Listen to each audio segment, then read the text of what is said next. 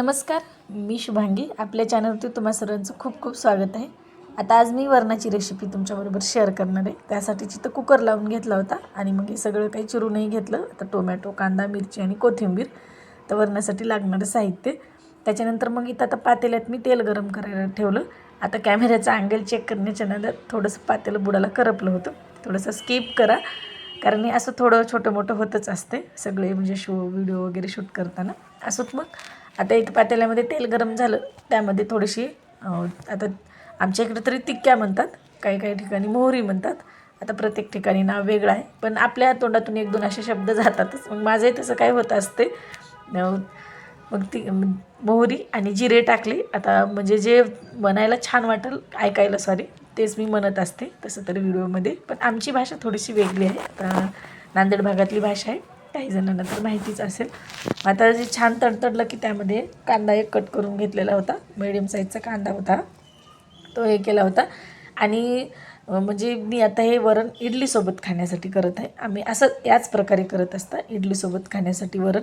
आता सांबार तर मी करत नाही, कारण सगळ्याच भाज्या नेहमीच अवेलेबल असतात असं नाही, आणि सगळ्या भाज्या वगैरे व्यवस्थित झालं तर मग त्याला सांबार बनायचं. आता हे वरणच झालं, हेही सांबारसारखंच लागतं खायला. थोडाफार फ्लेवर वेगळा असतो, कारण त्यामध्ये सगळ्या भाज्यांचा फ्लेवर उतरतो सांबारामध्ये. आणि हे आपलं वरण म्हणजे नॉर्मली आपण जसं वरण करतो तसंच, फक्त यामध्ये सांबार मसाला जास्त टाकले. आणि मी नेहमीच्यालासुद्धा असंच वरण करत असते, याच पद्धतीनं, अशाच प्रकारे. आणि खरंच खूप छान टेस्ट येते याची, आंबट गोड तिखट अशी. आणि मग आता सगळं हे साहित्य सगळं टाकून घेतले. आता माझं इकडं बोलणं चालू होतं, तोपर्यंत मी रेसिपी बघितलीच असेल. एकदम सिंपल अशी फोडणी, कांदा वगैरे सगळं व्यवस्थित तळलं. जास्तही तळू द्यायचा नाही कांदा, कारण आपण पुन्हा टोमॅटो टाकला की तो कांदा आणखी चांगल्या प्रकारे फ्राय होतो म्हणजे तेलामध्ये. मग टोमॅटो टाकला, थोडंसं मीठ टाकून शिजवून घ्यायचा. तर एक ही ट्रिक छान आहे, मीठ टाकलं आपण टोमॅटो टाकल्याच्यानंतर फोडणीत, की तो टोमॅटो लवकर मऊ होतो आणि त्याची चवही छान लागते.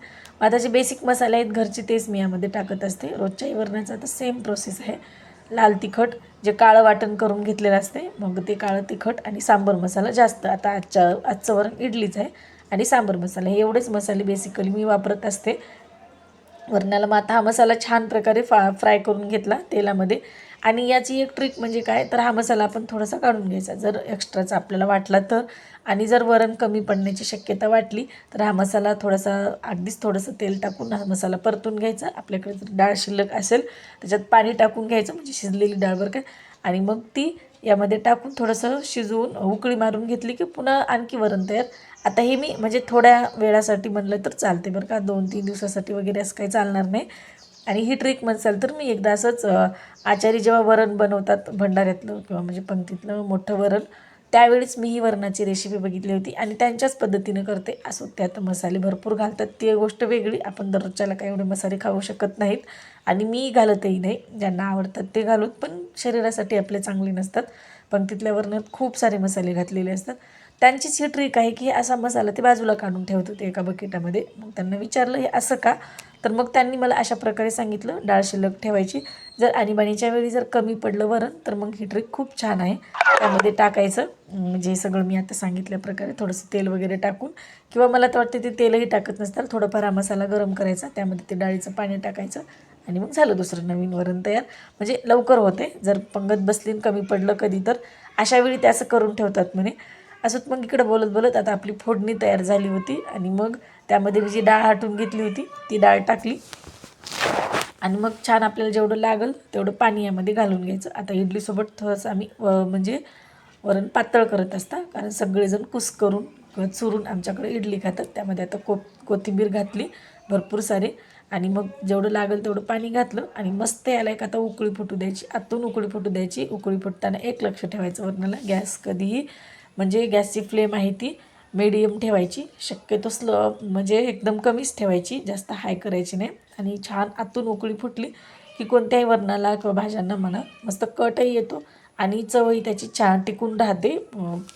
मस्त लागतात सगळ्या भाज्या. अशाच प्रकारे मी वरण करत असते. आता तुम्ही कशा प्रकारे वरण करता किंवा असे कोणते मसाले वगैरे वरणाला वापरता का, ते मला कमेंटमध्ये नक्की सांगा.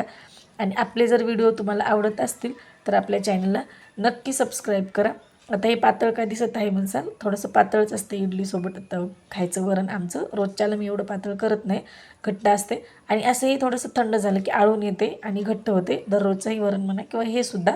पण इडलीसोबत कसं असं थोडंसं केलं की आपल्याला पचायला. तुरीची डाळ असते याच्यात जास्त प्रमाणात, थोडीफार मुगाची डाळ टाकत असते मी, पण आज काही घातली नव्हती. चला मग भेटूया नेक्स्ट व्हिडिओमध्ये, तोपर्यंत बाय.